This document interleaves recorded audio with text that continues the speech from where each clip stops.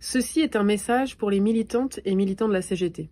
Chers camarades, l'heure est si grave que nous peinons à en mesurer toutes les conséquences. Il n'est plus minuit moins le quart, mais minuit moins une. Dans quelques jours, Jordan Bardella peut entrer à Matignon et l'Assemblée nationale peut être composée d'une majorité de députés de l'extrême droite. Diriger un gouvernement avec la Constitution de la Ve République, cela signifie d'abord pouvoir écrire la loi.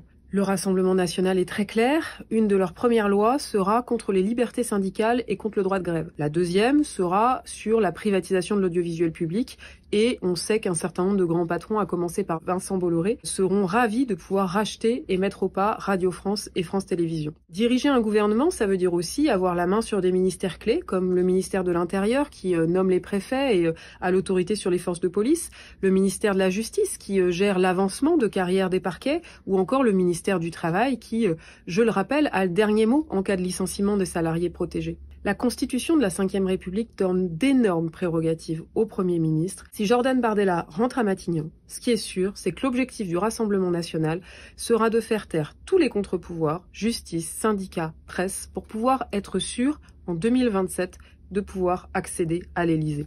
La CGT a toujours été très claire sur les questions d'extrême droite. Nous ne mettons jamais dos à dos l'extrême droite avec une quelconque autre force politique. Il y a une différence de nature.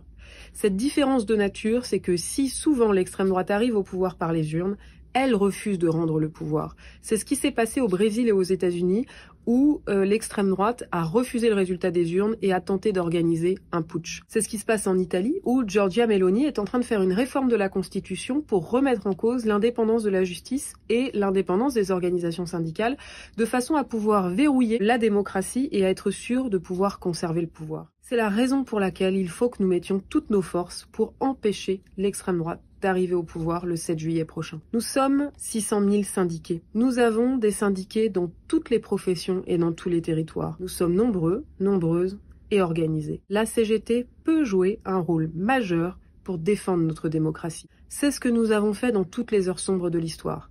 En 1934, quand les ligues fascistes voulaient organiser un coup d'État et que nous avons, grâce à l'énorme mobilisation populaire, réussi à initier le Front populaire et à arracher les premières grandes conquêtes sociales. En 1940, pendant la Seconde Guerre mondiale, quand la CGT a joué un rôle majeur dans le Conseil national de la résistance, puis dans les avancées qu'il a permis. Et enfin, dans les années 60, face aux factieux de l'OAS qui voulaient organiser un coup d'État pour refuser l'indépendance de l'Algérie. Eh bien, il nous faut, encore une fois, être au rendez-vous de l'histoire. Nous avons déjà réussi à soulever des montagnes. Grâce à notre appel au Front populaire, la gauche s'est unie autour d'un programme de rupture avec le macronisme et avec le fascisme. Grâce à notre appel intersyndical à des mobilisations partout en France, ce sont plus de 800 000 personnes qui se sont mobilisées dans toute la France à l'appel de l'intersyndical. Nous pouvons donc inverser le cours des choses et imposer le progrès social. Pour cela, il nous faut maintenir et amplifier la pression populaire. Réunissons tous nos syndiqués pour débattre avec eux de la situation et les impliquer dans les actions de mobilisation et de déploiement. Organisons partout des actions de mobilisation et des actions de déploiement. Faisons monter les revendications sociales dans toutes les entreprises, à l'image de ce qui va se passer ce jeudi 20 juin dans la chimie, dans l'énergie, dans la culture, où des grèves seront organisées sur les questions salariales et les questions d'emploi. On a besoin de faire monter la pression sociale. Et enfin, un point crucial. Il nous faut renforcer la CGT. Plus que jamais, quand les fascistes sont aux portes de pouvoir, il faut que la CGT soit forte. De très nombreux salariés ont fait le choix de se syndiquer depuis 10 jours. Les demandes d'adhésion ont été multipliées par 4 ou 5. Il nous faut mettre le paquet pour bien accueillir ces nouveaux et ces nouvelles syndiqués. Et surtout, il nous faut proposer en grand à l'ensemble des salariés de se syndiquer pour combattre le fascisme et agir pour mettre à l'ordre du jour des perspectives de progrès social. Pour cela, il nous faut bousculer les agendas. L'Assemblée nationale est dissoute, le Sénat a suspendu ses travaux. Bon, nous, il faut faire la même chose avec les patrons. Suspendons toutes les réunions avec les patrons pour consacrer un maximum de temps militant au débat avec les salariés et les syndiqués et aux actions de déploiement sur le terrain. Chers camarades, nous sommes dans un moment où l'histoire s'accélère.